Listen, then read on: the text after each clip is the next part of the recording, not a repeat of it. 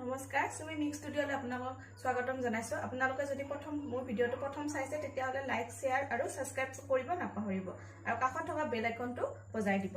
আহক ষ্টাৰ্ট কৰো। আজি মই সিম্পল মাছৰ ৰেচিপি এটা বনাব ওলাইছো। আহকচোন বনাও।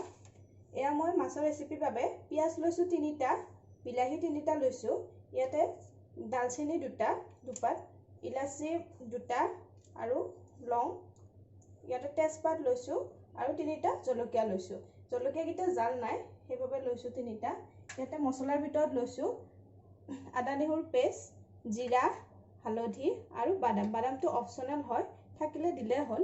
মিঠা ভাজিবৰ বাবে মিঠাতেল আৰু নিমখ। আৰু মোৰ মাছ আগতে ভাজি থৈ দিয়া আছে। এতিয়া মই গেছটো অন কৰি আছো।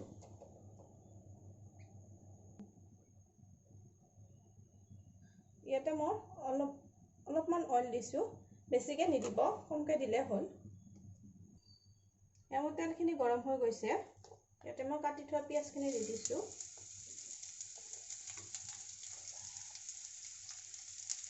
তাৰ লগতে মছলাখিনিও দি দিছো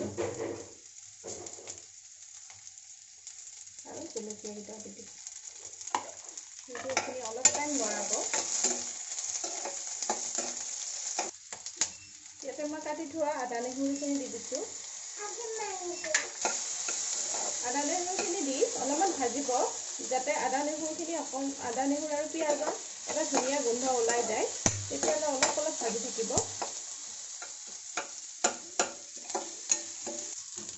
এয়া মোৰ ভাজি লাগিছে অলপমান।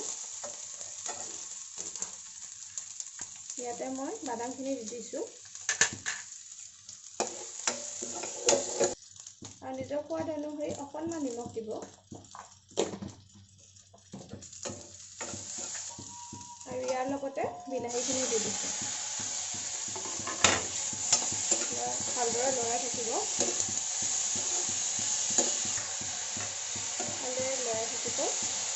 আৰু এতিয়া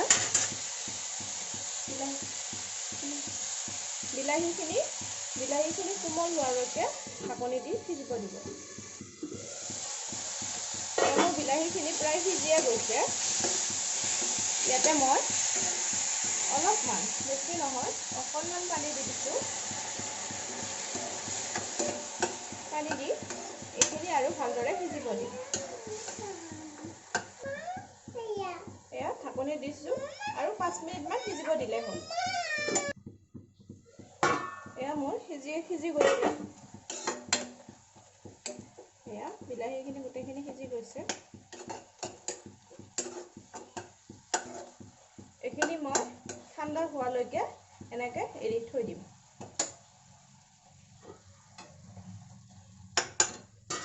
এয়া মোৰ এইখিনি ঠাণ্ডা হৈ গ'ল। এইখিনি মই এটা মিক্সিৰ জাৰত ভৰাই দিছো।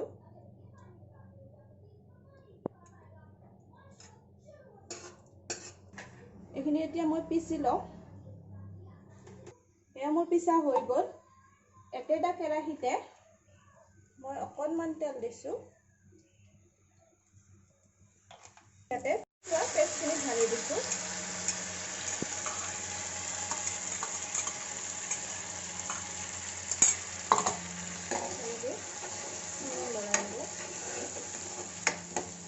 আৰু ইয়াতে